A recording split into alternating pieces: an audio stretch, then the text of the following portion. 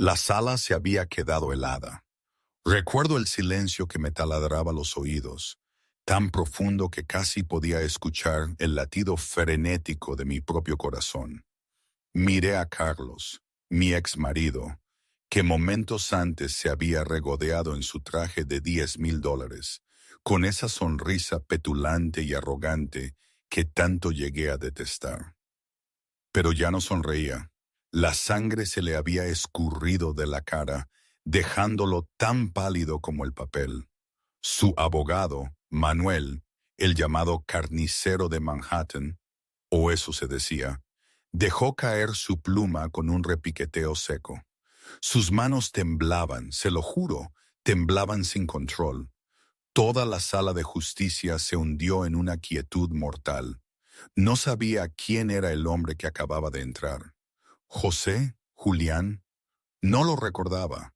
Alto, imponente, con un traje negro impecable, se movía sin prisas, pero cada uno de sus pasos resonaba como la cuenta atrás de una bomba a punto de estallar. Sus ojos, esos ojos, fríos como el acero, sin rastro de emoción. La pura potencia que emanaba de su simple presencia me dejó sin aliento. Un aura tan oscura, tan palpable, que casi podía sentirla, pero a la vez no sentía miedo. Solo una extraña punzada de algo parecido a la esperanza. Carlos, el hombre que me había hecho la vida imposible durante 5 largos años, ahora susurraba algo a Manuel, un murmullo apenas audible, cargado de una confusión que nunca antes le había visto. ¿Quién era ese hombre, pensé, para inspirar ese tipo de terror en alguien como Carlos? En mí, Carlos. No, ya no era mío. Menos mal. Mi garganta se sentía seca y mis nudillos estaban blancos de tanto aferrarme al borde de la mesa vacía que tenía delante. Ni siquiera tenía abogado, pero de repente no me sentía tan sola. ¿Fue hace 5 años? Sí, seco. No recuerdo si un lunes o un martes, pero fue en un día de perros, una noche de tormenta en Madrid. Acababa de salir de mi turno en la pequeña cafetería del barrio de las Letras, cerca de mi piso. La lluvia caía a cántaros, relámpagos rasgaban el cielo sobre la Gran Vía. Iba con prisa, empapada, y no me di cuenta hasta que pasé por un callejón oscuro. Y allí estaba, un hombre inmóvil en el suelo, la sangre mezclándose con el agua de lluvia, extendiéndose en un charco rojo terrorífico. Cualquiera habría seguido de largo. Cientos de personas habían pasado antes, me aseguraría después la investigación policial. Cualquiera habría fingido no verlo y se habría apresurado a irse. Pero en ese instante, la voz de mi abuela resonó en mi cabeza. Una voz cálida y suave, como las tardes de hace mucho tiempo en nuestra pequeña casa de Vallecas. Mi abuela había sido la única que me crió desde que tenía 10 años, después de que mi madre muriera de cáncer y mi padre, Tomás, desapareciera como si nunca hubiera existido. Ella me enseñó a pintar, sostenía mi mano y guiaba cada pincelada, paciente y amable. Me decía, «Tienes talento, María. Nunca dejes que nadie te diga que no vales nada». Y también me enseñó sobre la amabilidad, la bondad. Hay 2 tipos de personas en este mundo, decía mi abuela. Las que pisan a los demás para seguir adelante y las que se detienen a ayudar. Sé del segundo tipo. No importa lo mal que te trate el mundo. Mi abuela había fallecido 3 años antes de esa noche de tormenta, y yo perdí a la única persona que me había amado de verdad en este mundo. Pero sus palabras permanecieron, grabadas en mi corazón como tatuajes que no se podían borrar. Así que esa noche me detuve. Me arrodillé junto a aquel desconocido, usé mi abrigo, fino y empapado, para presionar sus heridas y detener la hemorragia. Y dije con voz temblorosa, pero sin quebrarse, «No tengas miedo, no te dejaré». Estuve 15 minutos, hablando sin parar para que no perdiera el conocimiento, hasta que el aullido de una sirena de ambulancia surgió al final de la calle. Entonces me fui. No di mi nombre, no pedí nada. Simplemente desaparecí bajo la lluvia como si nunca hubiera estado allí. No sabía quién era el hombre. No sabía que en el submundo de Madrid, el nombre de José, Julián, hacía que hasta los criminales más fríos bajaran la cabeza. Y mucho menos sabía que José era un hombre que nunca olvidaba una deuda. Y hoy, cuando las puertas de la sala se abrieron, con un estruendo que resonó como un trueno, y el hombre del traje negro entró con ojos fríos como el acero y un séquito detrás, no solo murió la sonrisa en los labios de Carlos. No, fue mucho más. Se quedó helado, petrificado. El color se le escurrió de la cara. Manuel, su abogado, el que antes tenía fama de carnicero, se le veía ahora como un fantasma. El temblor en sus manos era evidente. En realidad, nunca lo sabré del todo, pero me gusta imaginar lo que pasaba por la cabeza de Manuel en ese momento. Lo vi palidecer, murmurar cosas inaudibles a Carlos. Quizá le volvieron a la mente recuerdos de hace 8 años, como había oído que pasaba a veces. Me contaron que en ese año, Manuel había representado a una gran corporación en una demanda contra José por un contrato comercial. Manuel debió de pensar que sería una victoria fácil, porque estaba acostumbrado a ganar, a machacar a los débiles. Pero se equivocó. José no necesitaba abogado. Venía a los tribunales él mismo. Y no solo ganaba, sino que había llevado a esa corporación a la bancarrota en 6 meses. 3 de los mayores clientes de Manuel se habían ido simplemente porque se atrevió a enfrentarse a José. Debió de ser la lección más cara de su carrera, y estaba claro que no la había olvidado. En ese momento, para Manuel, la entrada de José era como ver al diablo en persona, ¿no crees? Imagínate el pavor. Carlos frunció el ceño a su abogado y luego miró al hombre que avanzaba por el pasillo. ¿Quién era para inspirar esa clase de miedo? En ese momento no lo entendió. Pero la jueza Elena, la mujer de unos 60 años, con el pelo plateado y una mirada penetrante y sin concesiones, también entrecerró los ojos. Señor Blackwood, dijo, aunque en realidad no lo conocía por ese apellido aquí en Madrid, lo llamó directamente por su nombre de pila. Sé quién es usted, pero esta es mi sala, no su patio de juegos.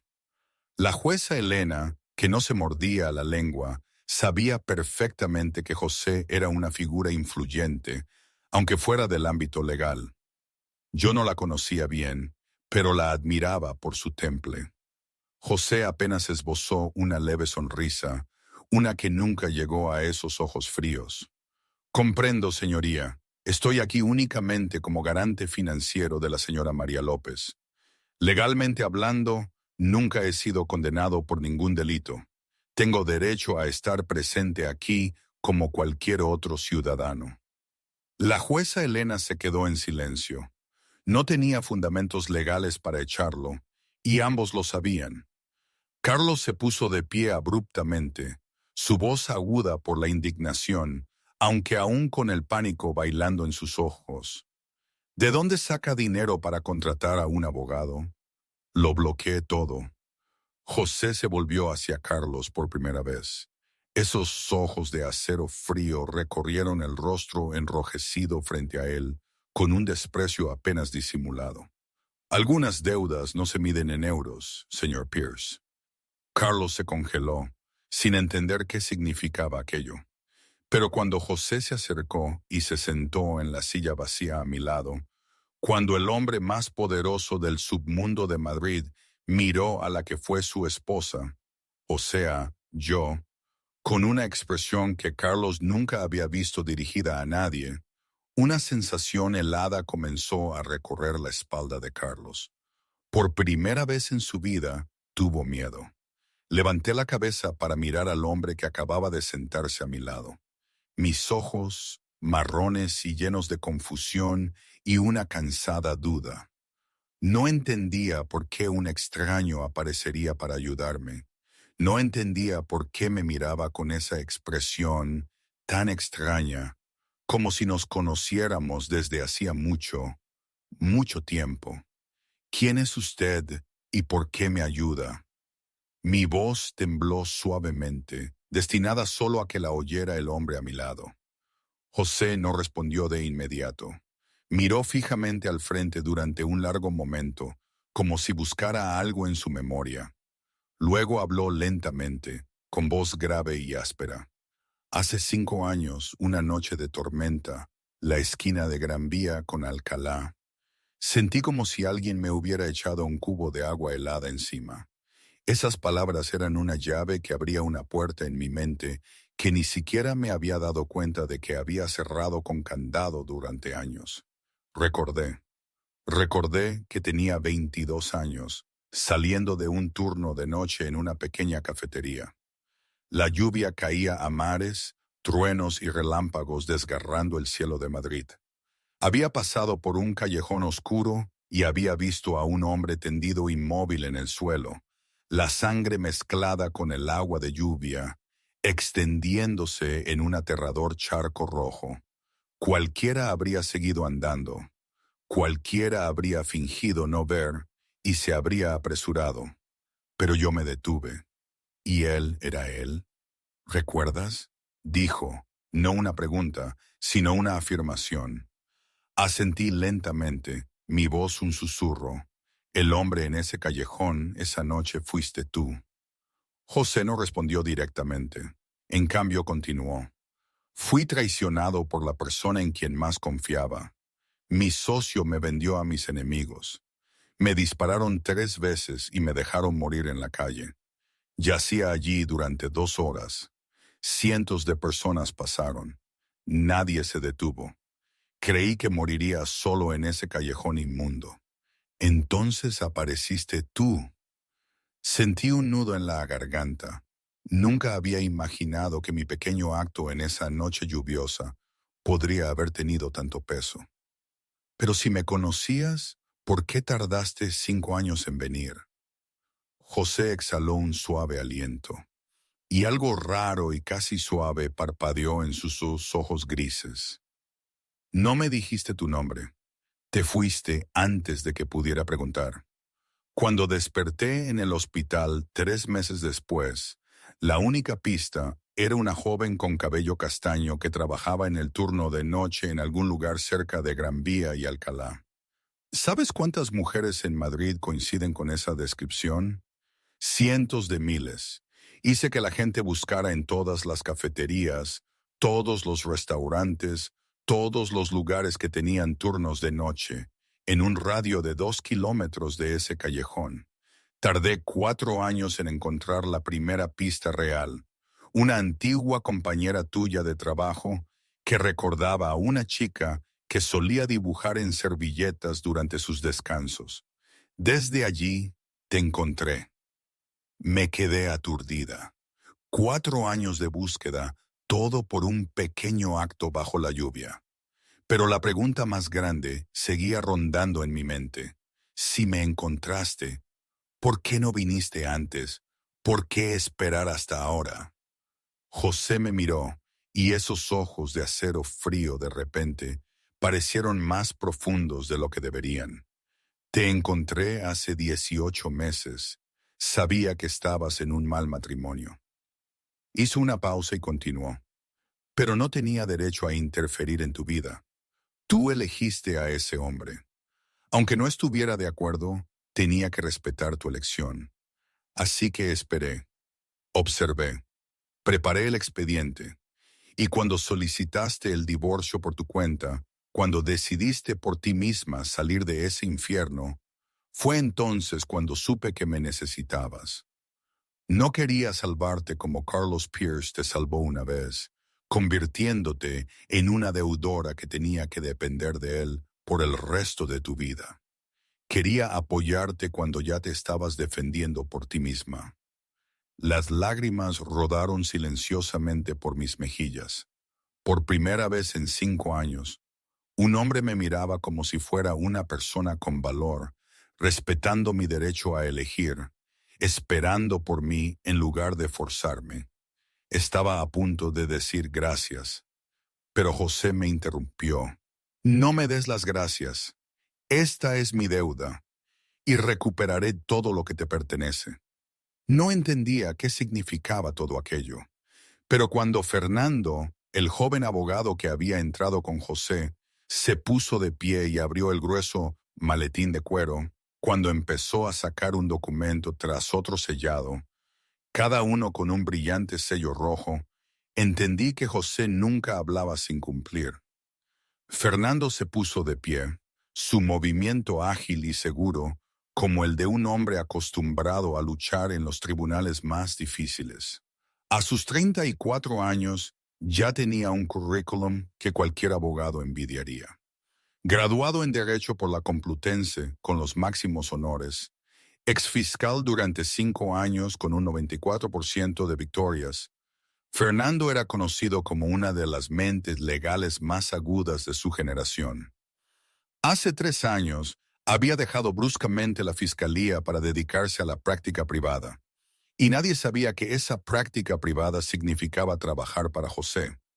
Legalmente, Fernando era intachable, con todas sus licencias, ni una sola mancha en su expediente. La única verdad era que había elegido ponerse del lado de las personas que creía que merecían protección.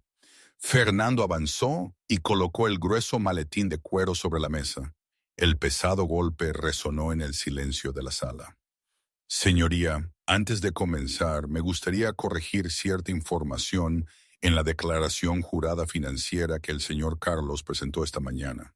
Su voz era clara y firme, cada palabra pronunciada con la precisión de balas siendo cargadas en un cargador. Carlos se levantó de un salto, el rostro enrojecido por la ira, los ojos ardiendo. ¿Quién es usted para cuestionarme? ¿Sabe quién soy?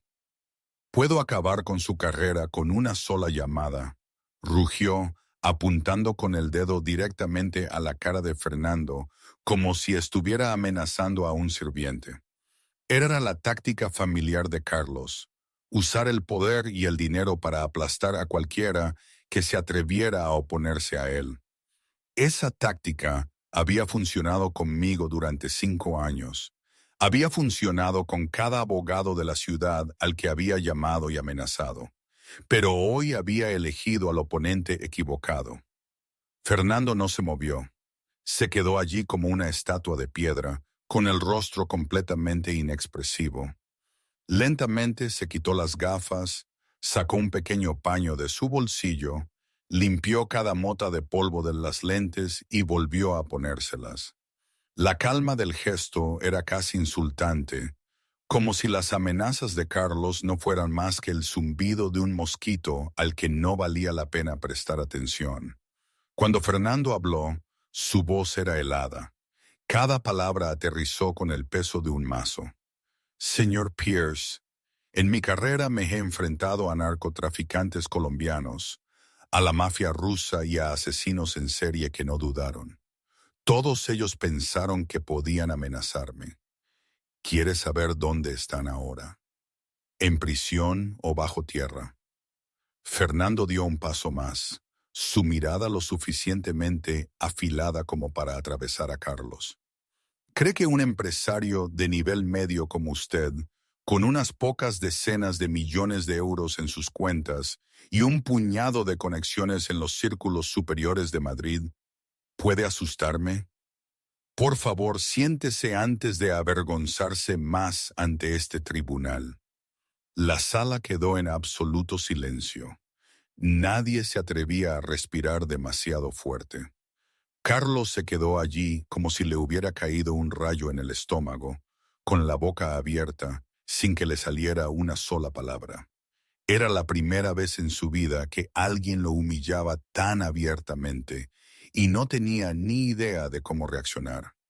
Manuel se sentó a su lado, pálido como el papel, susurrándole a su cliente con voz temblorosa. Te lo advertí, nunca juegues con gente así. Siéntate. Carlos tragó saliva, sus piernas sintiendo como si la fuerza se hubiera drenado de ellas, y lentamente volvió a caer en su silla. Por primera vez, comprendió que había entrado en una batalla que no tenía ninguna posibilidad de ganar. La jueza Elena golpeó ligeramente su martillo, su voz severa. Señor Pierce, si interrumpe estos procedimientos una vez más, haré que la seguridad lo escolte fuera. Señor Shaw, por favor, continúe. Fernando asintió cortésmente a la jueza.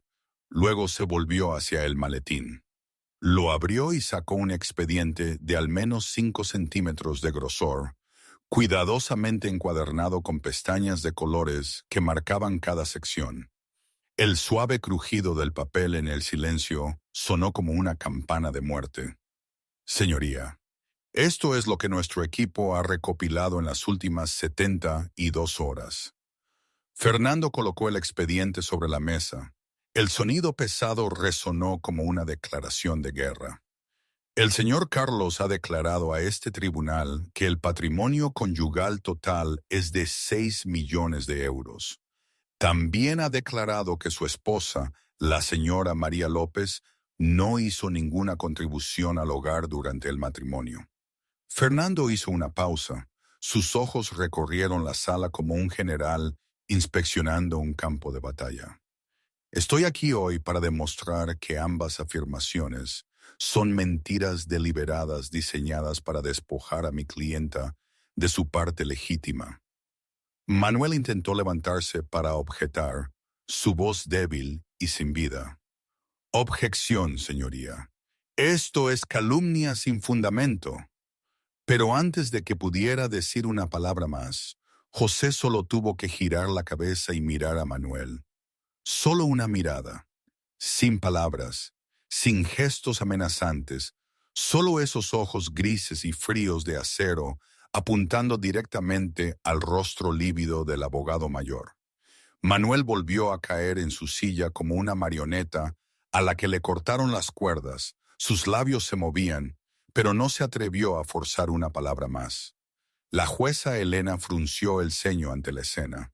Luego miró a Fernando. Señor Shaw, espero que tenga pruebas suficientes para estas graves acusaciones. Si no las tiene, me veré obligada a considerar sanciones por desacato al tribunal. Fernando sonrió, la sonrisa confiada de un hombre que tiene todas las cartas importantes. Señoría, no solo tengo pruebas, tengo una montaña de pruebas, y cuando termine de presentarlas, creo que el tribunal estará de acuerdo en que el señor Carlos no solo le ha estado mintiendo a su esposa durante 5 años, está intentando mentir a todo el sistema de justicia español. Pasó a la primera página del expediente, donde un número había sido subrayado en tinta roja brillante. Carlos vio ese número y dejó de respirar. Porque no eran 6 millones, era mucho, mucho más grande. Fernando leyó en voz alta el número subrayado en rojo en la primera página del expediente. Su voz resonó en la sala como un trueno bajo un cielo despejado. 38.247.892 euros con 67 céntimos. Ese era el verdadero total de los activos que poseía el señor Carlos, no 6 millones como había declarado bajo juramento ante este tribunal. Toda la sala estalló en murmullos atónitos, y la jueza Elena tuvo que golpear el martillo 2 veces para restablecer el orden. Carlos se puso de pie como si le hubieran electrocutado, su rostro cambiando de rojo intenso a blanco como el papel en un instante. Es una mentira. Esas cuentas son... Se atragantó con sus propias palabras. Sus ojos se dirigieron a Manuel con pánico, dándose cuenta de que acababa de verificar la existencia de las mismas cuentas que afirmaba no tener. Manuel se cubrió la cara con las manos y dejó escapar un gemido miserable, porque sabía que su cliente acababa de cavar su propia tumba delante de la jueza y de todos los presentes. Fernando no desaprovechó la oportunidad. Me gustaría que conste en acta que el señor Pierce acaba de reconocer indirectamente la existencia de este total de activos, señoría, dijo, su tono calmado, pero inconfundiblemente satisfecho. Manuel intentó enderezarse por última vez, su voz como la de un hombre a punto de ahogarse. Señoría, solicito saber cómo se obtuvieron estos materiales. Si se adquirieron ilegalmente, no pueden admitirse como prueba. Fernando sonrió, la sonrisa de un gato que había acorralado a un ratón sin salida. Completamente legal, señoría. Permítame explicar el proceso. Pasó a la página siguiente del expediente, donde estaba impreso un sello rojo brillante de la agencia tributaria. Hace 6 meses, la agencia tributaria recibió un informe anónimo sobre actividad financiera sospechosa vinculada al señor Carlos. Ese informe indicaba que el señor Pierce podría estar ocultando una cantidad sustancial de riqueza en el extranjero para evadir impuestos. La agencia tributaria abrió una investigación oficial y envió solicitudes de cooperación internacional a bancos en las Islas Caimán, la República de Chipre y Singapur. Fernando hizo una pausa lo suficientemente larga para que la sala asimilara lo que acababa de decir. En virtud de la Ley de Intercambio Internacional de Información Tributaria, que España ha firmado con más de 100 países y territorios, los bancos en estas ubicaciones tienen la obligación legal de proporcionar información cuando existe una solicitud formal de una autoridad fiscal española. Cumplieron en su totalidad y bajo el procedimiento civil en una acción de divorcio, el demandado, es decir, mi clienta, la señora María López, tiene derecho a solicitar acceso a todos los documentos financieros relacionados con los bienes conyugales de la pareja. Así es como obtuvimos estos materiales de manera totalmente legal. Manuel se negó a ceder. ¿Quién envió ese informe anónimo? Exijo saber la identidad del denunciante. Fernando se encogió de hombros con facilidad. Anónimo significa que nadie lo sabe, señor Morrison, incluyéndome a mí. Esa protección está garantizada por la ley federal para las personas que denuncian la evasión fiscal. Estoy seguro de que un abogado tan experimentado como usted lo entiende perfectamente. José permanecía en silencio en la fila de atrás, con el rostro indescifrable, pero cualquiera que prestara atención de cerca podía ver que la fuente anónima no era anónima en absoluto. El hombre con una red de inteligencia extendida por el submundo de Madrid y mucho más allá. El hombre que había vigilado a Carlos durante 18 meses estaba sentado en esa misma sala. Fernando continuó desvelando cada capa de secreto que Carlos tanto se había esforzado en enterrar. La primera sociedad pantalla, Apex Holdings, registrada en Delaware, tenía 8 millones de euros. La segunda sociedad pantalla, Meridian Ventures, registrada en las Islas Caimán, tenía 12 millones de euros. La tercera sociedad pantalla, East Point Capital, registrada en Singapur, tenía 7 millones de euros. Y finalmente, Cyprus International Trust, un fideicomiso establecido en la República de Chipre, tenía 11 millones de euros. Pasó página tras página, cada una con sellos oficiales de bancos internacionales, firmas que verificaban los registros de los directores de sucursal y estados de cuenta detallados hasta el último céntimo. Este es un extracto bancario certificado. Esta es la correspondencia interna por correo electrónico entre el señor Pierce y su contador privado, discutiendo la transferencia de fondos al extranjero. Y esto, dijo Fernando, levantando una pila de papeles, es el contrato de constitución de las 4 sociedades pantalla mencionadas anteriormente, todas firmadas por el señor Carlos Pierce. La jueza Elena miró la montaña de documentos apilados sobre la mesa. Luego miró a Carlos con una mirada helada. Señor Pierce, si estas acusaciones resultan ciertas, ha cometido perjurio bajo juramento ante un tribunal federal. Eso es un delito grave punible con hasta 5 años de prisión, según la ley española. ¿Lo entiende? Carlos no respondió.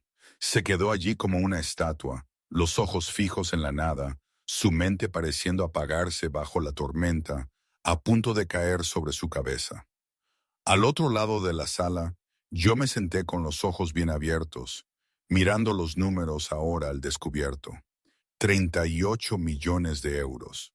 Durante 5 años había vivido en un mundo donde tenía que pedirle cada euro a mi marido solo para comprar artículos de primera necesidad. Había tenido que recortar cupones para ahorrar unos céntimos en el supermercado. Me habían gritado cada vez que me atrevía a gastar más de lo permitido.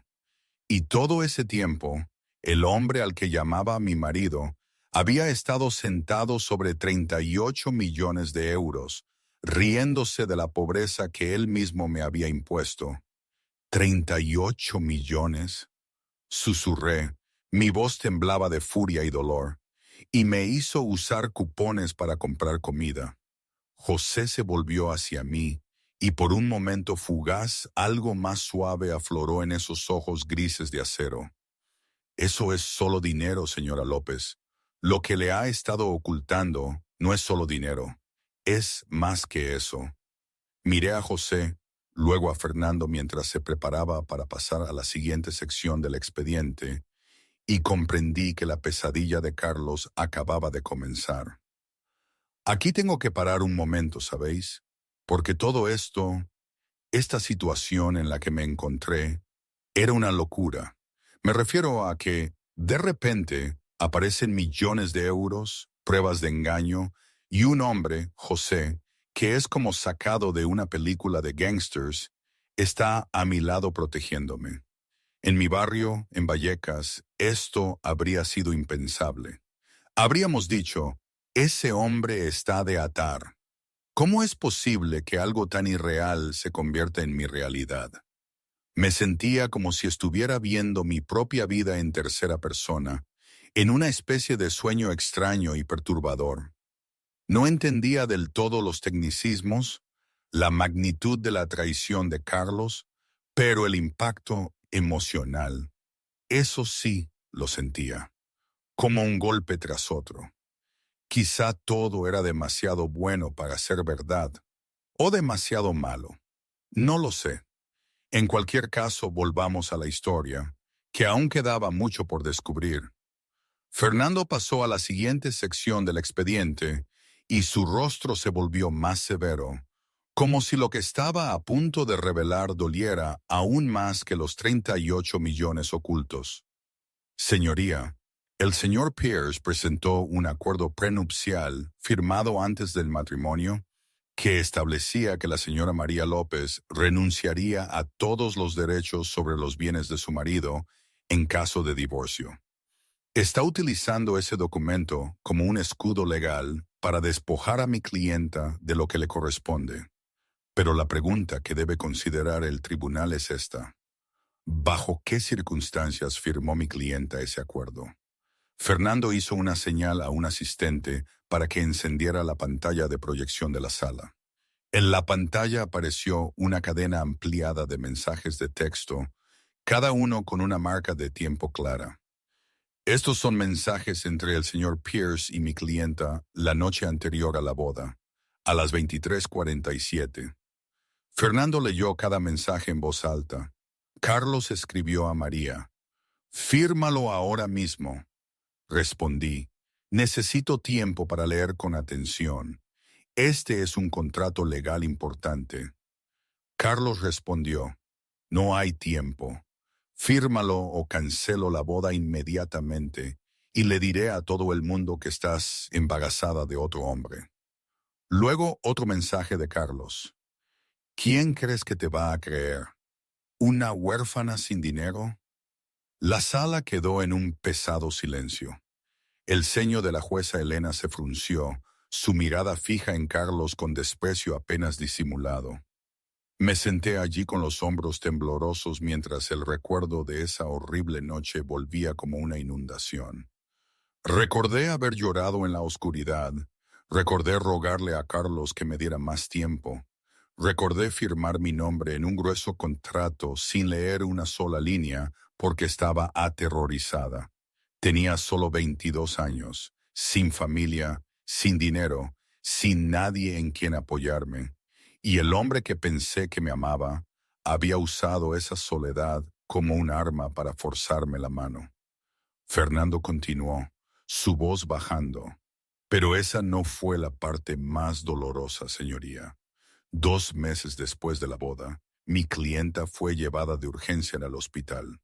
El diagnóstico fue aborto espontáneo debido a un estrés psicológico severo. Pasó a la página siguiente donde una copia de los registros médicos llevaba el sello del Hospital Universitario La Paz. Miré las palabras en la pantalla y sentí como si alguien me hubiera abierto una vieja herida. Recordé esa noche. Sangre, un dolor tan intenso que no podía respirar.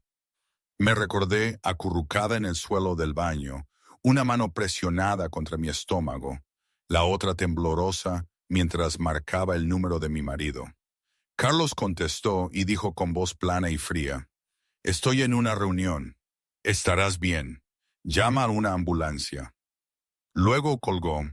Fui al hospital sola. Estuve en urgencias sola.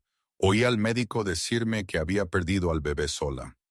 3 días en el hospital, Carlos me visitó exactamente una vez. Se quedó 20 minutos. Luego se fue porque tenía una reunión importante. Perdí a mi primer hijo, y lo perdí en absoluta soledad. Fernando leyó otro mensaje. Esta vez uno que Carlos envió a un amigo justo después de que yo abortara. Abortó. Bien. Aún no es momento para un niño. Demasiados problemas. Me derrumbé. Las lágrimas corrían por mis mejillas y caían sobre la mesa en húmedos regueros. Había tratado de enterrar ese dolor durante años. Había intentado convencerme de que Carlos solo estaba ocupado, que todavía me amaba a su manera. Pero ahora, al escuchar esas palabras pronunciadas en voz alta frente a toda la sala, finalmente comprendí cuánto tiempo me había estado mintiendo a mí misma. Fernando no se detuvo. Señoría, quiero enfatizar que mi clienta no es una víctima pasiva que aceptó su destino. Intentó escapar de este matrimonio muchas veces, y cada vez el señor Pierce la bloqueó por todos los medios necesarios. Pasó a otra página. En 2022, la señora López le pidió permiso a su marido para volver a trabajar. El señor Pierce se negó, diciendo, «No necesitas trabajar. Yo puedo encargarme». Suena a preocupación, pero en realidad era la forma en que cortaba cada fuente de ingresos independiente, haciéndola completamente dependiente financieramente de él. En 2023, la señora López llamó en secreto a una línea de ayuda contra la violencia doméstica. El señor Pierce lo descubrió, borró el número de la línea de ayuda y reemplazó el teléfono de su esposa por un nuevo dispositivo que él controlaba por completo. Eso es aislamiento y control coercitivo, una forma de abuso psicológico reconocida por las leyes de la Comunidad de Madrid. Y en 2024, cuando la señora López finalmente encontró el coraje para solicitar el divorcio, el señor Pierce tomó represalias congelando todas sus cuentas bancarias, cancelando todas las tarjetas de crédito y llamando para amenazar a todos los despachos de abogados de la ciudad para que nadie se atreviera a aceptar el caso. Fernando cerró el expediente con un chasquido seco y final. Señoría, esto no es un matrimonio. Esto es una prisión. Y el señor Carlos Pierce no es un marido. Es un carcelero. José se levantó de la fila de atrás y caminó hacia Carlos. Cada paso resonaba con fuerza en el silencio de la sala. Se detuvo a menos de 1 metro de Carlos. Ojos grises de acero mirando al hombre que se encogía en su silla. Usted obligó a una chica de 22 años a renunciar a sus derechos, amenazándola con destruir su reputación. Cuando ella perdió a su hijo, usted dijo que era bueno. Cuando ella intentó escapar, usted la encerró aún más. José ladeó la cabeza, su voz más fría que el hielo. Señor Pierce, he conocido a muchos hombres malvados en mi vida, asesinos, narcotraficantes, estafadores sin una pizca de conciencia. Pero usted es el peor de los tipos, porque destruye a la gente por dentro, día a día, hora a hora, con palabras y acciones que los de afuera nunca ven. Carlos abrió la boca como para hablar, pero no salió ningún sonido. En ese mismo momento, la puerta de la sala se abrió de repente y una joven de unos 24 años entró. Era sorprendentemente hermosa, con piel blanca de porcelana y labios rojos y carnosos. Su cabello rubio dorado recogido de forma ordenada en un vestido azul marino sencillo pero elegante, aunque sus ojos estaban rojos e hinchados como si hubiera estado llorando. Su mirada era dura y decidida, ardiendo con un odio crudo mientras se fijaba directamente en el rostro lívido de Carlos. Carlos la reconoció al instante, y fue como si alguien le hubiera dado un puñetazo directo en el pecho. ¿Tú qué haces aquí? Su voz se quebró, espesa de pánico. La mujer ni siquiera le dedicó una mirada. Caminó directamente al estrado de los testigos con el paso orgulloso de alguien que había decidido romper todas las cadenas. Fernando se volvió hacia la jueza. Señoría, me gustaría presentar a nuestra próxima testigo, la señorita Anna Cole. La jueza Elena asintió, permitiendo que la testigo jurara. Ana colocó su mano sobre la Biblia, su voz clara e inquebrantable. Juro decir la verdad, toda la verdad y nada más que la verdad. Después de sentarse en la silla de los testigos, Fernando comenzó sus preguntas. Señorita Cole, por favor, diga al tribunal la naturaleza de su relación con el señor Carlos. Ana respiró hondo, luego comenzó, su tono calmado, pero con un toque de amargura. Conocí a Carlos hace 3 años en una exposición de arte en Chueca. Se presentó como un exitoso empresario. Me dijo que estaba en proceso de divorciarse de su loca esposa, que el matrimonio solo existía en papel y que habían estado separados durante mucho tiempo. Era encantador, generoso y sabía exactamente lo que una chica de 21 años quería oír. Le creí. Lo esperé durante 3 años. Hizo una pausa, sus ojos brillando de ira. Me compró un apartamento en Valencia, un Mercedes modelo nuevo, joyas Tiffany, bolsos Hermès. Me prometió que una vez que el divorcio fuera definitivo, nos casaríamos y comenzaríamos una nueva vida. Creí cada palabra. 3 años. Desperdicié 3 años de mi juventud en un mentiroso que ni siquiera pestañeó. Fernando preguntó, ¿qué cambió? ¿Qué la hizo decidir testificar hoy? Ana soltó una risa aguda de amargura, porque descubrí que no era la única. No solo le mintió a su esposa, no solo me mintió a mí, también les mintió a al menos a otras 3 mujeres. La sala se agitó con asombro, y la jueza Elena tuvo que golpear su martillo para restablecer el orden. Al otro lado de la sala, me senté con los ojos bien abiertos, incapaz de creer lo que escuchaba. Ana continuó, su voz temblaba de indignación. Una en Barcelona, una en Sevilla, una en Valencia, pero no yo. Tenía un ejército de amantes esparcidas por todo el país, y a cada una de ellas les consiguió un apartamento, un coche de lujo y la misma historia sobre una loca esposa y un divorcio que ya casi estaba hecho. Todas éramos marionetas en sus manos y ninguna sabía de la existencia de las otras. Hizo una pausa, tragando saliva con dificultad como si tratara de calmarse. Pero eso no fue ni siquiera lo peor. La mujer de Sevilla tiene un hijo de 2 años, el hijo de Carlos. Sentí como si el aire me hubiera sido arrancado de los pulmones. ¿Un hijo? Carlos tenía un hijo con otra mujer mientras yo perdía a mi propio hijo sola en un hospital. Mientras él decía, bien, todavía no es momento para un bebé. ¿Carlos? Susurré, mi voz estrangulada. ¿Tienes un hijo con otra mujer? Carlos no pudo mirarme. Se quedó allí como una piedra, el rostro pálido, el sudor le corría por la frente. Fernando continuó, presionando a la testigo. Señorita Cole, ¿puede decir al tribunal los detalles sobre este niño? Ana asintió. El nombre del bebé es Marcos. Tiene 2 años. Vive con su madre en Sevilla.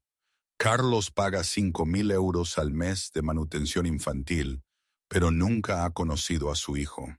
Ocultó la existencia del niño a todos, incluyéndome a mí, incluyendo a las otras mujeres y, por supuesto, incluyéndole a usted, su esposa.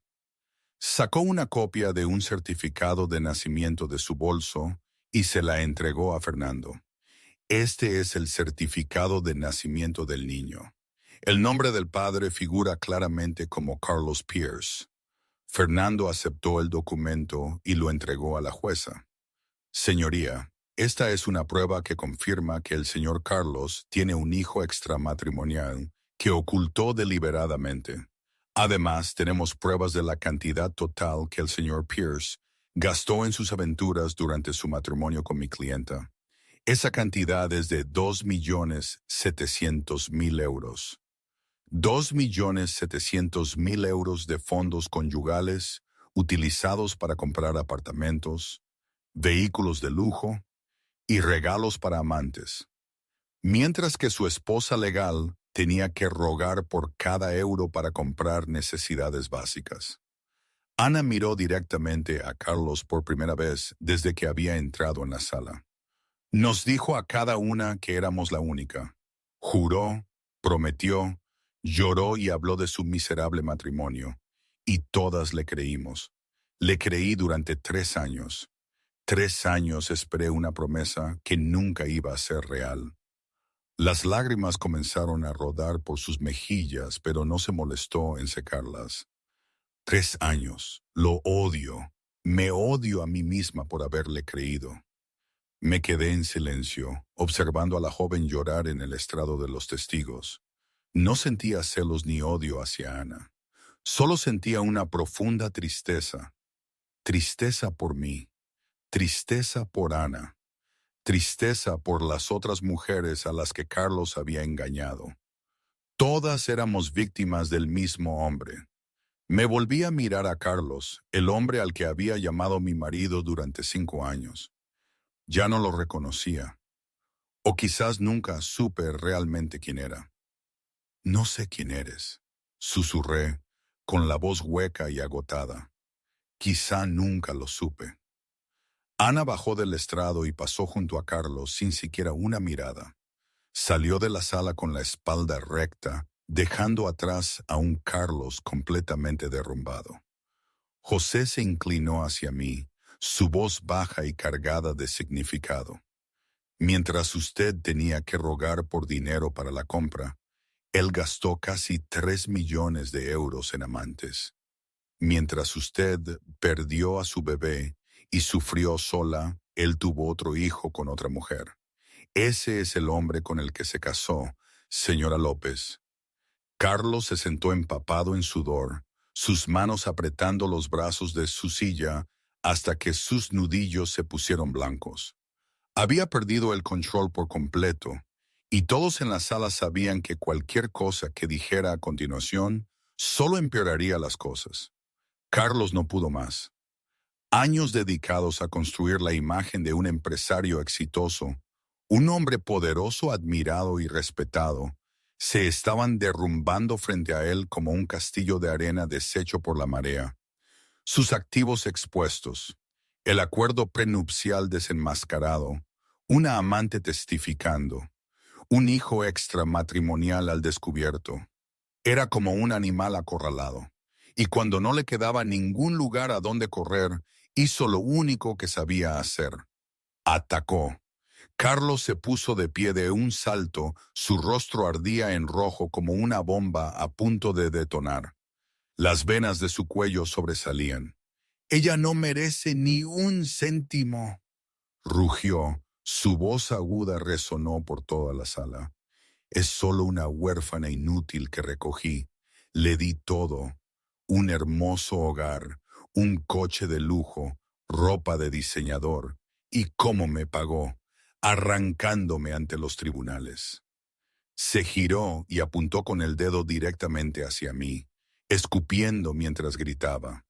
«No sabe hacer nada excepto pintar esos pequeños cuadros estúpidos. Sin mí, no es nada. Nadie la miraría siquiera. Yo la salvé de una vida miserable, y así me lo agradece». La jueza Elena golpeó el martillo una y otra vez, pero Carlos ni siquiera la miró. Había perdido el control por completo.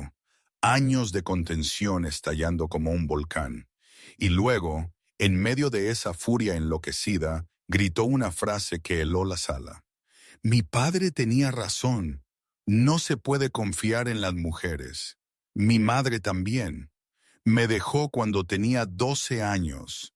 Me dejó con un viejo borracho que me golpeaba todos los días.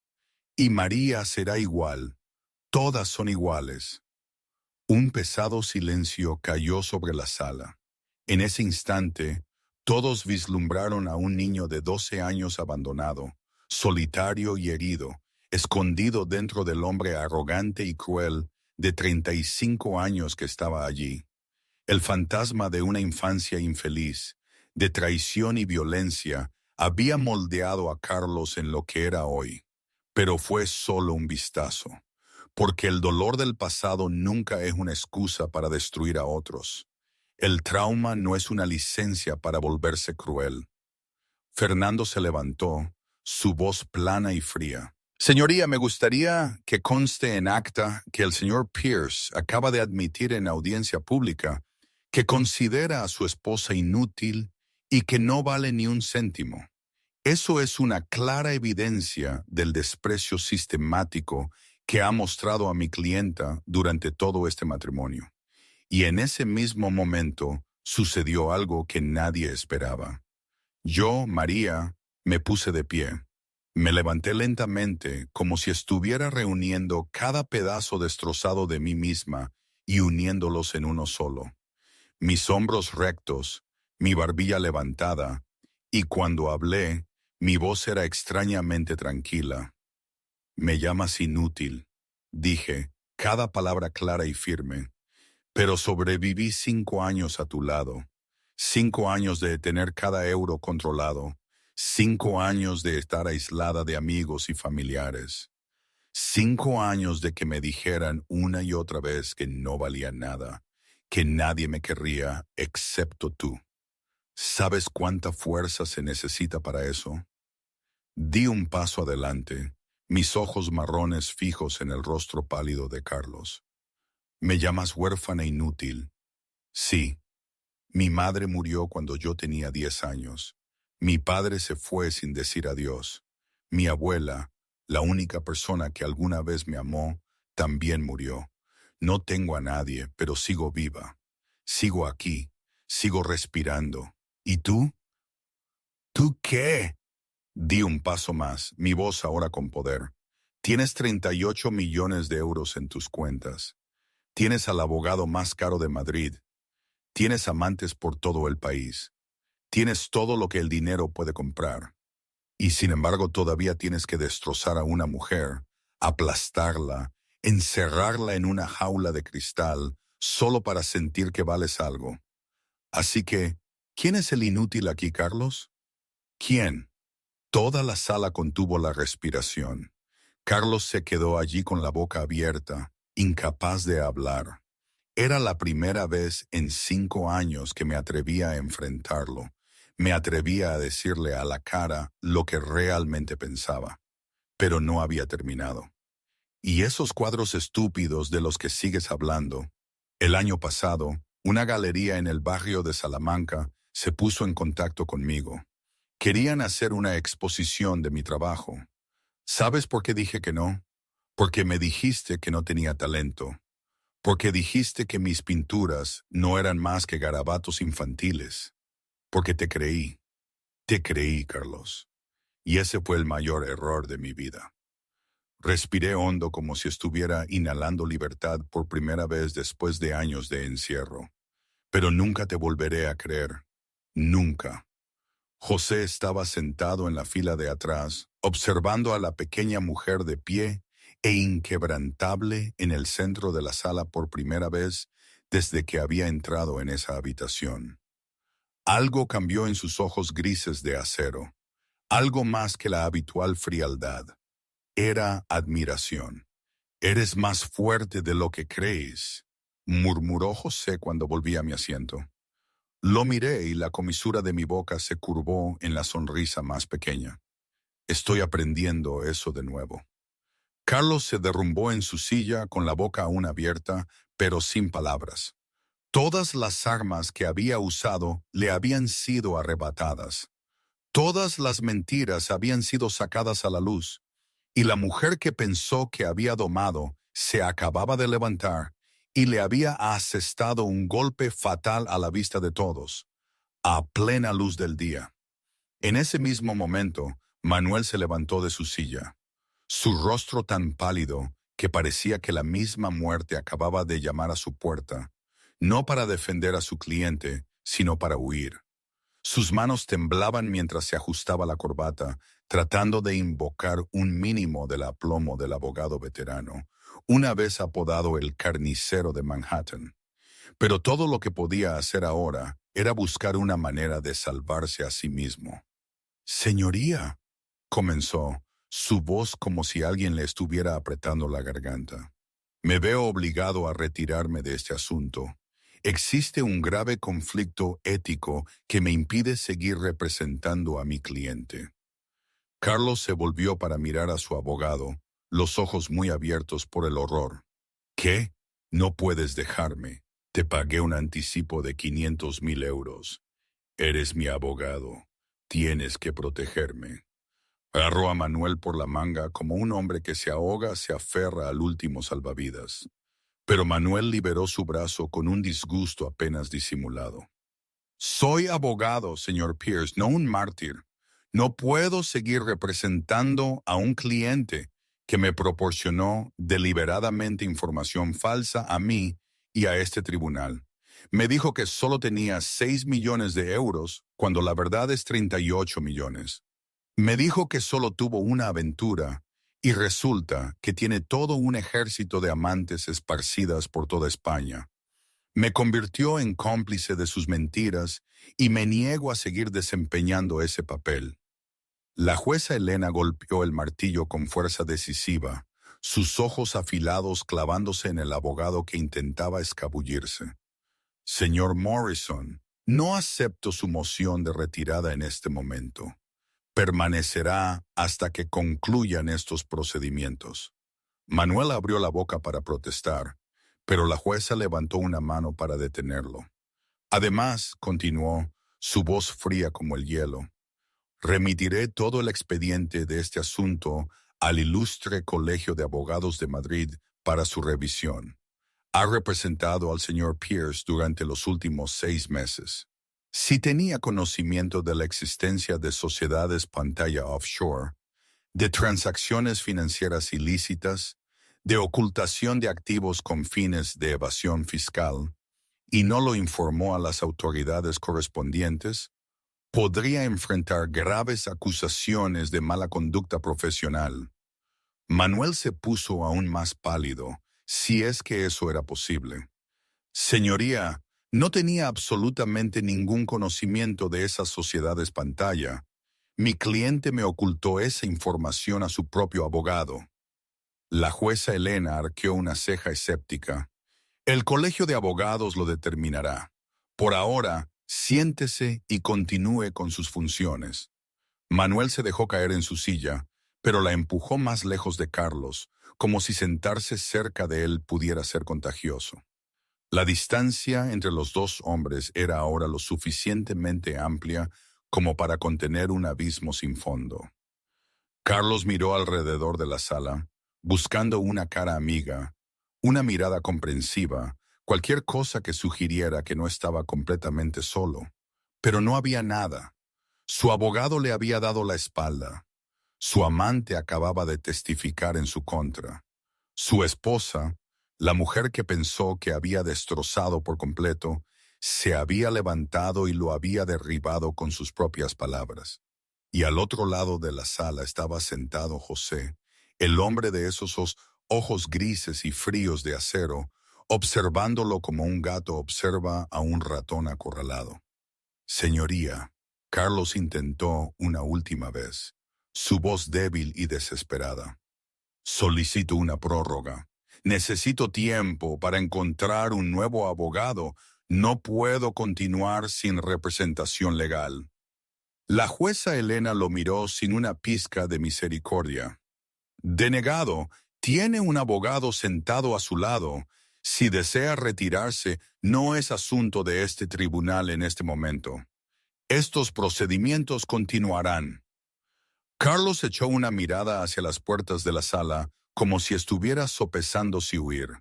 Pero dos agentes de seguridad estaban allí de guardia, y la expresión de sus rostros dejaba claro que cualquier intento de salir no sería bienvenido. José se inclinó hacia Fernando y murmuró con voz baja y áspera: Las ratas siempre son las primeras en huir cuando el barco empieza a hundirse. Fernando asintió, y le aseguro que Manuel volverá lo suficientemente pronto para testificar contra su antiguo cliente, si eso le salva su licencia. La jueza Elena abrió el expediente de la sentencia delante de ella, y Carlos comprendió que no le quedaba ningún lugar a donde ir. La jueza Patricia Elena se quitó las gafas de lectura y las colocó en el estrado con deliberada lentitud. Se quedó en silencio durante un largo momento, sus ojos envejecidos, pero agudos mientras recorrían la sala como si estuviera sopesando cada palabra que estaba a punto de pronunciar. 25 años en el estrado le habían mostrado todo tipo de divorcios, desde separaciones silenciosas hasta guerras sangrientas por dinero y custodia. Pero lo que había oído hoy la hizo detenerse y pensar no solo como jueza, sino como madre. Señor Pierce, dijo, su voz baja y autoritaria, en los 25 años que llevo sentada en este asiento, he visto muchos divorcios feos. He visto maridos engañar, esposas engañar, parejas destrozarse por el último euro. Pero hoy usted me ha mostrado un nivel de arrogancia y crueldad que rara vez he encontrado en mi carrera. Se detuvo, respiró hondo, como si tratara de evitar que la emoción personal cruzara una línea que no estaba permitida cruzar dentro de una sala de audiencias. Tengo una hija de 28 años, señor Pierce, la misma edad que tenía su esposa cuando se casó con usted. Cada día que miro a mi hija veo a una joven llena de esperanza y sueños, confiando en el amor y en el futuro. Y cuando me siento aquí y escucho lo que le hizo a su esposa, controlando cada euro que gastaba, aislándola de amigos y familiares, obligándola a firmar un contrato mediante amenazas, luego llamándola inútil frente a toda esta sala, no puedo evitar pensar en mi hija. La voz de la jueza Elena bajó aún más, pero cada palabra aterrizó como un martillo. Si alguien tratara a mi hija de la forma en que usted trató a la señora López, no emitiría simplemente un fallo, señor Pierce. Me aseguraría de que ese hombre nunca olvidara lo que hizo. Carlos se quedó allí como clavado a su silla, el rostro sin una gota de sangre. Por primera vez en su vida, vio odio real en los ojos de un extraño, y eso lo aterrorizó más que cualquier amenaza que hubiera recibido. La jueza Elena se volvió a poner las gafas y abrió el expediente de la sentencia. Su voz volvió a la fría y profesional claridad de alguien acostumbrado a decidir el destino de otras personas. Basándose en la evidencia presentada ante el tribunal hoy, emito las siguientes órdenes temporales.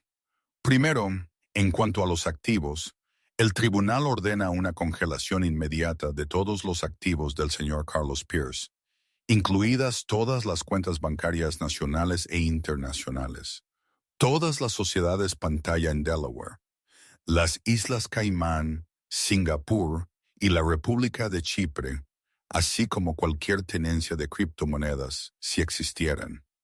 La única parte con acceso a estas cuentas será la señora María López, hasta que se dicte una sentencia definitiva. Segundo, en cuanto a la residencia, a la señora López se le concede el uso exclusivo del ático de la Quinta Avenida y la casa de vacaciones de la Costa del Sol. El señor Pierce tiene 24 horas para retirar sus pertenencias personales limitadas a ropa y artículos de tocador, excluyendo joyas, relojes o cualquier otro artículo de valor. Tercero, en cuanto al acuerdo prenupcial, basándose en la evidencia de que la señora López firmó bajo coacción y amenaza, el tribunal declara el acuerdo nulo.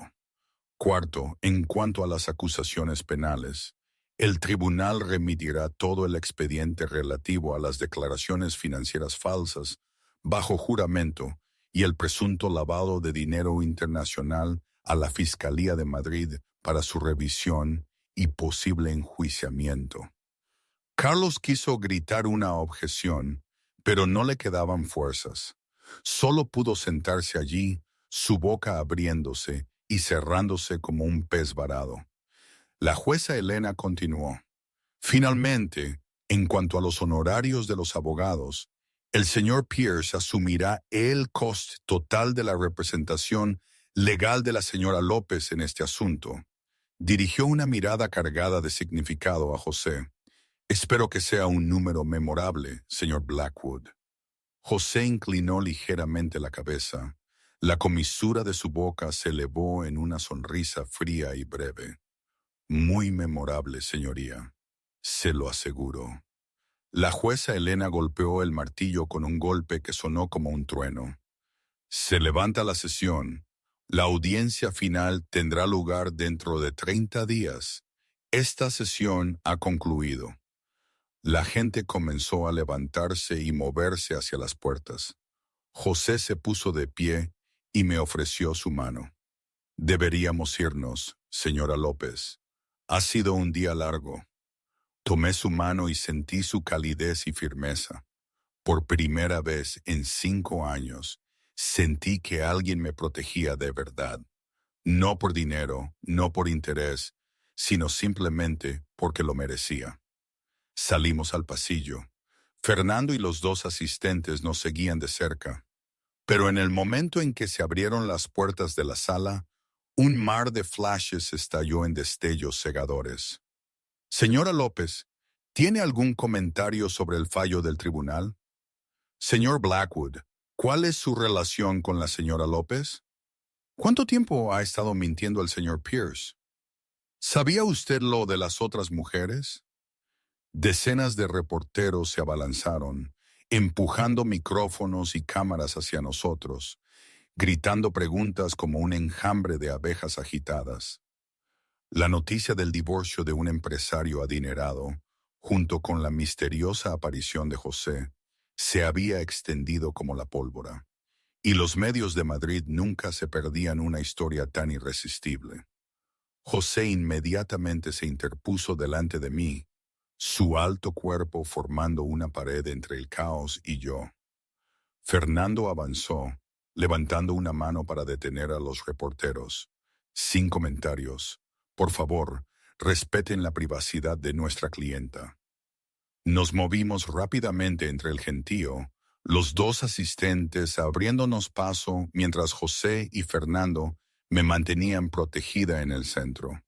Por fin, salimos por una salida trasera del edificio donde nos esperaba un Mercedes negro. Salí y respiré hondo el frío invierno de Madrid.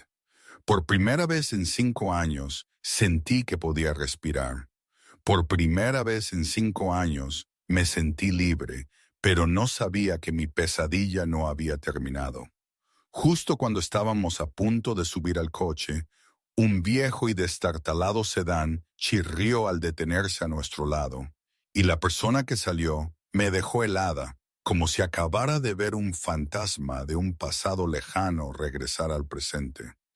El hombre que salió del viejo y destartalado sedán parecía tener unos 58 años, con el pelo canoso, el rostro surcado por profundas líneas dejadas por el tiempo y quizás por la bebida.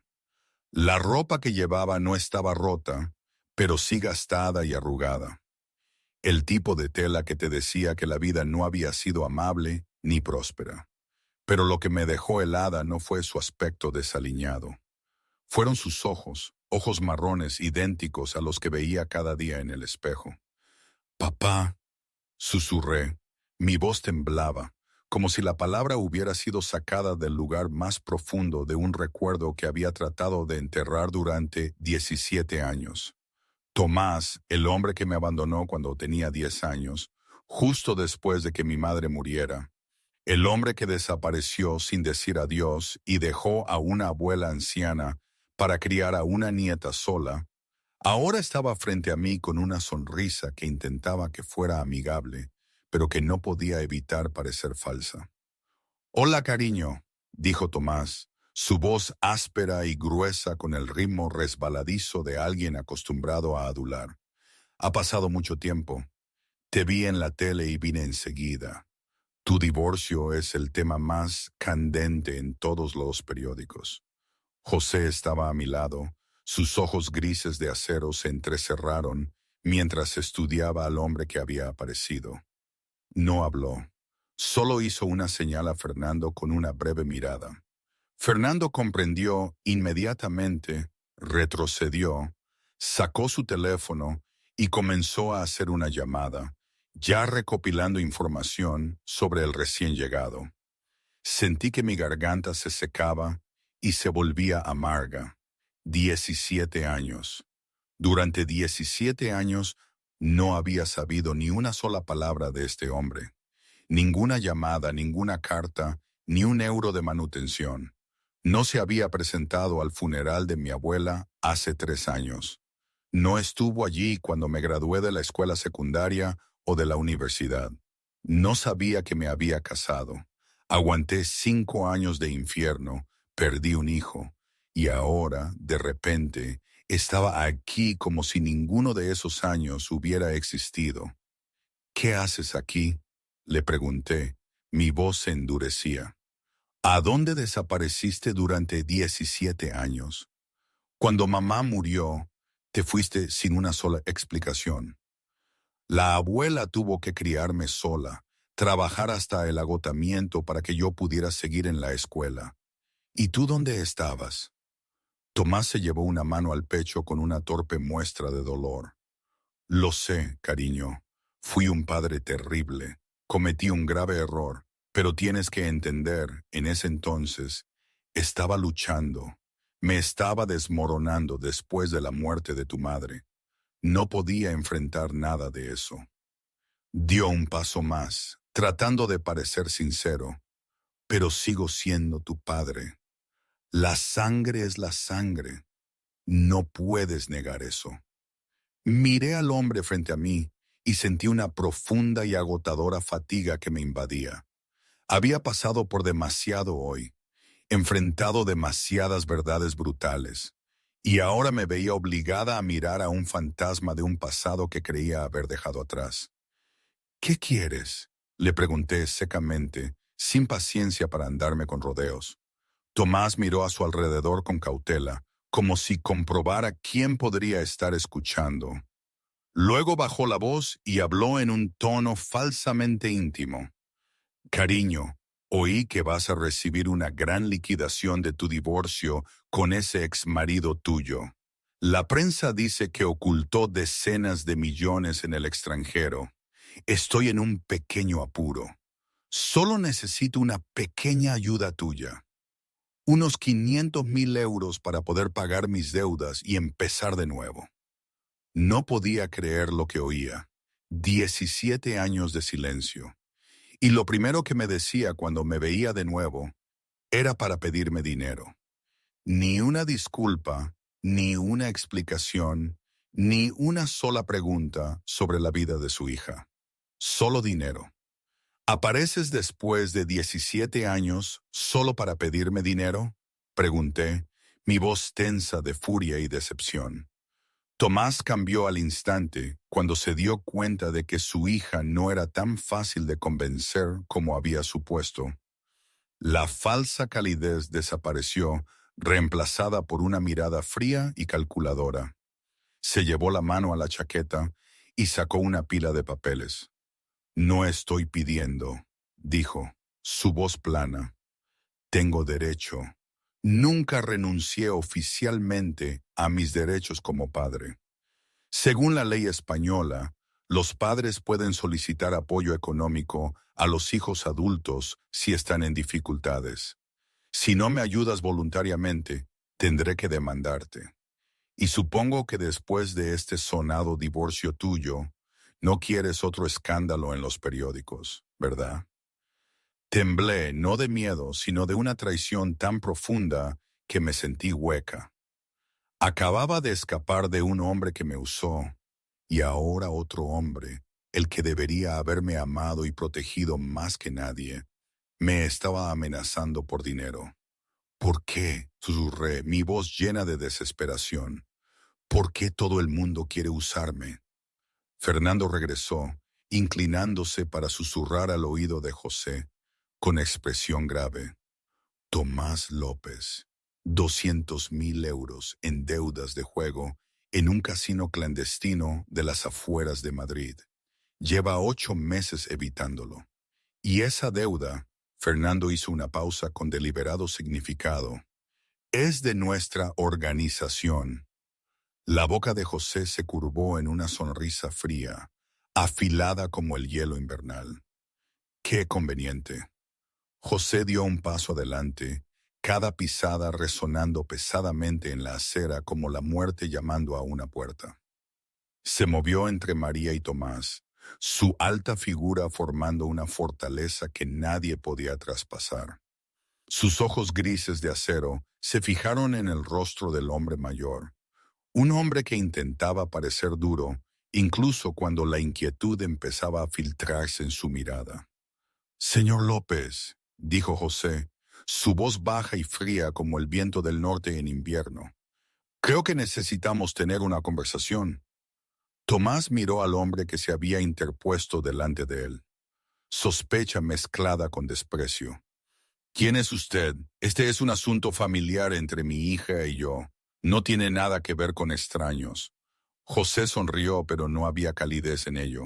Era lo suficientemente frío como para congelar el aire a su alrededor. Soy quien se asegura de que a nadie se le permita volver a lastimar a su hija, incluyéndole a usted. Tomás intentó actuar sin miedo, hinchando el pecho y levantando la barbilla como si todavía le quedara algo de autoridad. ¿Me está amenazando? Soy el padre biológico de María. Tengo derechos según la ley. No puede impedirme ver a mi hija o exigirle que cumpla con su deber hacia su padre. José soltó una risa corta, cortante y despectiva. ¿Derechos? ¿Quiere hablarme de derechos? Se acercó, y aunque nunca tocó a Tomás, su mera presencia hizo que el hombre mayor retrocediera instintivamente medio paso. Permítame recordarle cómo son sus supuestos derechos, señor López. Abandonó a su hija cuando tenía 10 años. Su madre acababa de morir, una niña que necesitaba a su padre más que nunca. ¿Y qué hizo usted? Desapareció como si ella nunca hubiera existido. Tomás abrió la boca para hablar, pero José no le dio la oportunidad. 17 años, señor López. 17 años no hizo una llamada telefónica. 17 años no escribió una carta. 17 años no pagó ni un céntimo de manutención.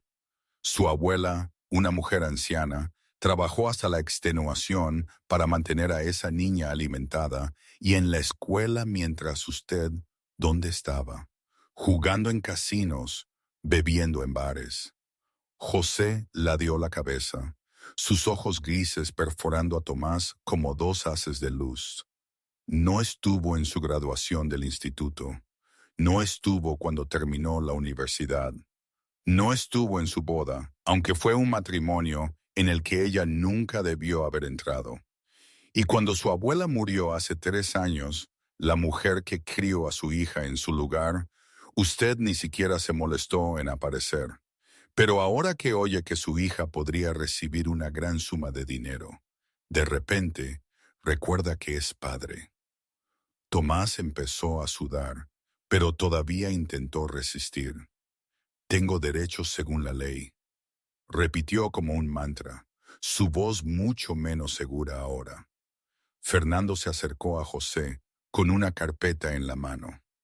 Permítame aclarar el punto legal, señor López.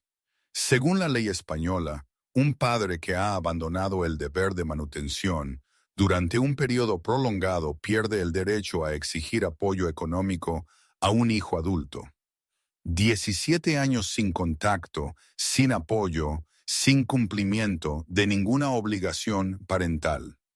No tiene derechos aquí y cualquier petición que presente será desestimada inmediatamente. Además, podría enfrentar una contrademanda por acoso y extorsión. El rostro de Tomás se desencajó, su última pared defensiva se derrumbó. Sus ojos se dirigieron al destartalado sedán como si considerara huir. Pero José no había terminado. Y hay un problema más, señor López. José le indicó a Fernando que acercara el expediente. ¿Sabe cuánto debe en un casino clandestino en Madrid? Tomás se puso rígido. Su rostro se volvió blanco como la tiza. ¿Cómo lo sabe? José lo interrumpió. 200.000 euros. 80 meses de atraso. Inclinó la cabeza. Esa sonrisa helada nunca abandonó su boca. ¿Y ese casino, señor López? Pertenece a gente que conozco. Muy bien. Han estado queriendo conocerle para discutir su plan de pago. Tomás tembló. Sus rodillas amenazaban con doblarse. ¿Me está amenazando? No estoy amenazando a nadie, respondió José con calma. Les estoy ofreciendo una elección. Elección 1. Se va ahora mismo. Nunca más contacta a su hija. Ni llamadas, ni cartas, ni apariciones sorpresa. Desaparece de su vida como si nunca hubiera existido, algo que ha hecho extremadamente bien durante 17 años. A cambio, borraré su deuda de 200.000 euros. José se acercó hasta que estuvo justo delante de Tomás, bajando la voz para que solo ellos dos pudieran oír. Elección 2. Sigue acosando a mi hija y dejaré que mis conocidos se encarguen de su deuda de la manera en que ellos manejan las deudas. Creo que sabe cómo cobran. Tomás tragó con dificultad, su garganta seca como la arena del desierto. ¿Quién es usted? José se enderezó, sus ojos grises de acero brillando bajo la luz de la tarde. Soy el hombre que su hija salvó hace 5 años. No olvido una deuda. José hizo una pausa. Su voz bajó otro tono. Y tampoco olvido a un enemigo. ¿Quiere ser amigo o enemigo, señor López? Tomás se quedó allí un largo momento, mirando de José a Fernando y luego a mí, la hija que había abandonado hacía 17 años. Luego, sin decir una palabra más, se dio la vuelta, se apresuró a regresar al destartalado sedán, lo puso en marcha y se alejó en el torrente del tráfico de Madrid. Observé el coche hasta que desapareció por completo. Las lágrimas rodaron silenciosamente por mis mejillas, pero no eran lágrimas de dolor o arrepentimiento. Eran lágrimas de alivio. Había cargado con el fantasma de un padre que me abandonó durante 17 años, siempre preguntándome por qué no me había amado lo suficiente como para quedarse. Ahora tenía mi respuesta, y la respuesta fue dolorosa. Pero también me liberó de un peso que había cargado durante demasiado tiempo. José se quedó a mi lado, su voz ahora más suave de lo que había sido con Tomás. No tienes que sentir nada en absoluto. No es tu culpa. Tu padre es quien es. Algunas personas nacen no aptas para ser padres. Me volví para mirarlo. Mis ojos marrones brillaban con lágrimas. Gracias. José negó ligeramente con la cabeza. No me des las gracias. Solo estoy pagando mi deuda. Pero mientras me guiaba hacia el Mercedes negro, mientras su mano descansaba ligeramente en mi espalda para guiarme, sentí algo que nunca había sentido en toda mi vida. Por primera vez, sentí que alguien me protegía de verdad. No por dinero, no por beneficio, sino simplemente porque merecía ser protegida. El Mercedes negro se deslizó suavemente por las calles de Madrid al caer el anochecer. Las luces de la ciudad comenzaban a encenderse ventana a ventana como millones de estrellas cayendo a la tierra. Yo iba sentada en el asiento trasero, mirando por el cristal sin ver realmente nada. Mi mente todavía atrapada en el ciclón emocional del día. Demasiado había sucedido. Demasiados secretos sacados a la luz. Demasiadas personas que me habían traicionado. Y también un hombre que me había protegido de una manera que nunca antes había experimentado. José estaba sentado a mi lado en silencio, con los ojos grises de acero fijos al frente. Su rostro no delataba nada. Sin embargo, podía sentir su presencia constante como una roca en un río revuelto. No deberías volver al ático esta noche, dijo José por fin, su voz baja y mucho más suave de lo que había sido cuando se enfrentó a Tomás o a Carlos. Hay demasiados recuerdos allí. He preparado un pequeño apartamento en el Viso, tranquilo y seguro. Puedes quedarte allí hasta que las cosas se calmen. Asentí, demasiado exhausta para discutir o incluso hacer preguntas. Solo quería un lugar para descansar, un pequeño rincón donde pudiera acurrucarme e intentar dar sentido a todo lo que había sucedido. El coche se detuvo frente a un edificio antiguo pero bien cuidado en el Viso, un barrio tranquilo bordeado de arces que perdían sus últimas hojas doradas de finales de otoño. José me guió hasta el tercer piso y abrió la puerta de un pequeño apartamento que se sentía cálido a pesar de su sencillez, amueblado con un cuidado discreto. Una luz amarilla suave, un ramo de flores frescas en la mesa, y en la mesa de madera junto a la ventana, un juego profesional de pinturas aún sellado en su caja, del tipo caro que solo me había atrevido a admirar a través de un escaparate de tienda. Entré, mis dedos rozaron la caja, mis ojos se llenaron de lágrimas. ¿Por qué eres tan bueno conmigo? Me volví hacia José, mi voz temblorosa. Solo porque llamé a una ambulancia hace 5 años, cualquiera habría hecho eso. José estaba junto a la ventana, mirando el distante brillo de las luces de Madrid. Estuvo en silencio durante mucho tiempo antes de responder, y cuando finalmente habló, su voz transmitía algo que nunca antes le había oído, más suave y de alguna manera más herida. No todos habrían hecho eso.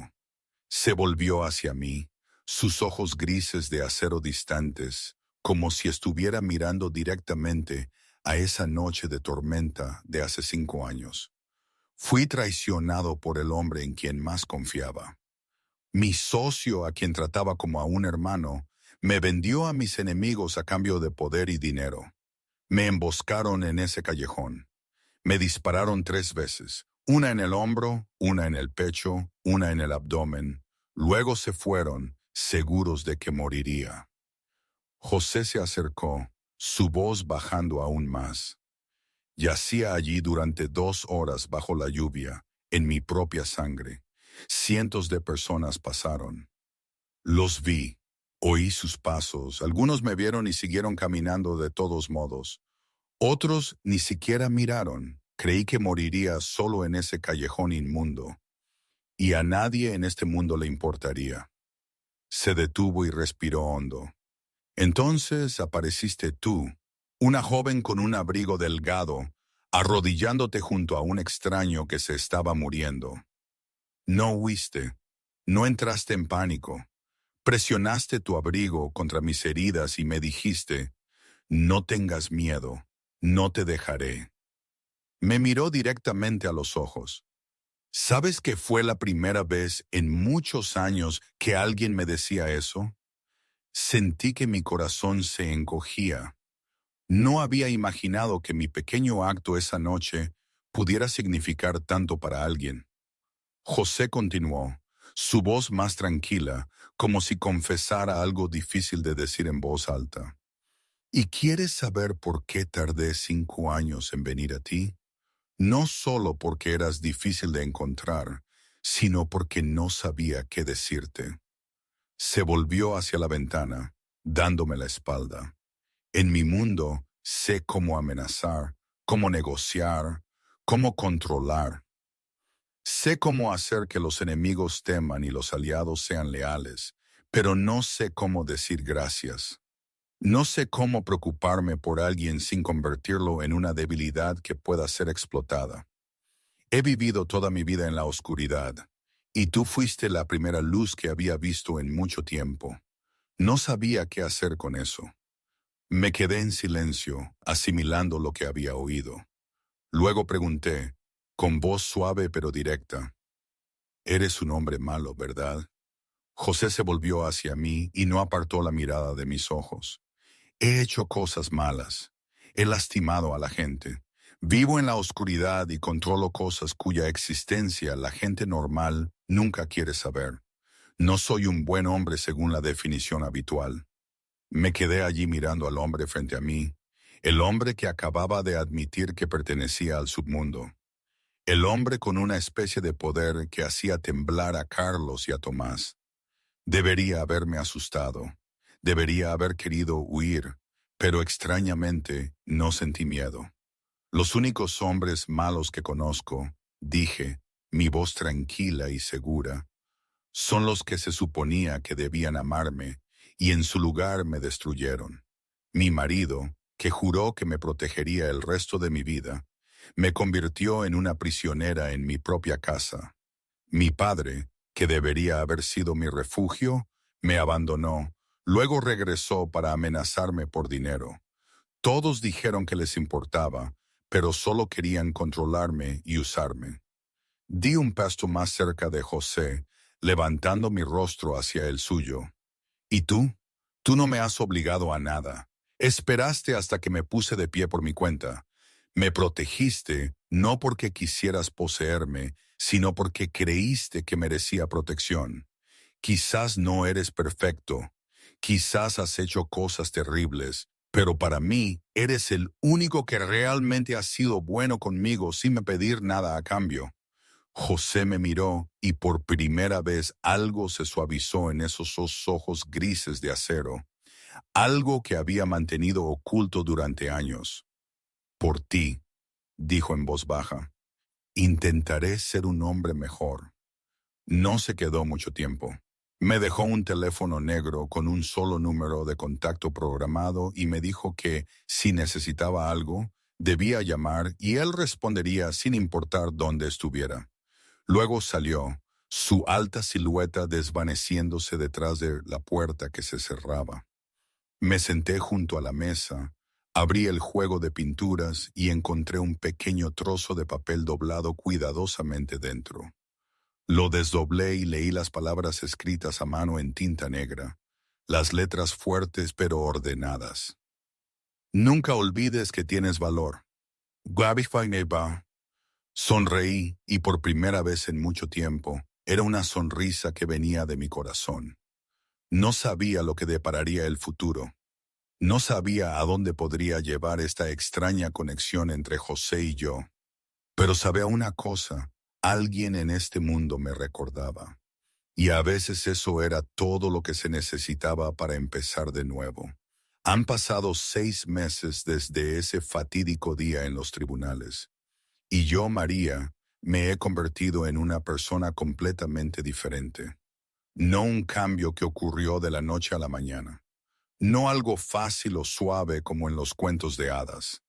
Hay noches en las que todavía me despierto de pesadillas, empapada en sudor, mi corazón tropezando y acelerado mientras los recuerdos de 5 años encerrada en ese infierno de matrimonio se me vienen encima como una marea. Hay días en los que no quiero salir de la cama, no quiero enfrentarme al mundo exterior, solo quiero acurrucarme bajo las sábanas y desaparecer de todo. Pero cada vez que sucede, miro la caja de pinturas en la mesa, recuerdo las letras Joba B en esa pequeña nota y me recuerdo a mí misma que he llegado demasiado lejos para rendirme ahora. Empiezo a ir a terapia 2 veces por semana, aprendiendo a reconocer y desentrañar las heridas que Carlos grabó en mi mente. Me uno a un grupo de apoyo para mujeres que sobrevivieron al abuso psicológico y por primera vez comprendo que no estoy sola, que millones de mujeres en todo el mundo han vivido lo que yo viví y todavía lo están viviendo. Aprendo a decir las 3 palabras que más necesitaba escuchar. No es mi culpa. Financieramente, me niego a aceptar nada más de José, aparte del apartamento del viso y la caja de pinturas. Vivo del anticipo aprobado por el tribunal de 5,000 euros al mes de los bienes conyugales mientras espero la sentencia final. No es mucho en una ciudad tan cara como Madrid, pero he aprendido a vivir con cuidado después de 5 años de tener cada euro controlado. Vuelvo a pintar por primera vez en mucho tiempo, no porque alguien me lo permita o me lo exija, sino porque quiero.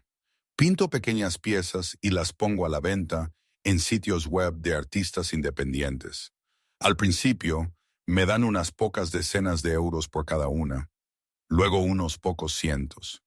Luego la gente empieza a hacer pedidos personalizados. Paso a paso reconstruyo mi vida con mis propias manos y el talento que Carlos una vez llamó inútil.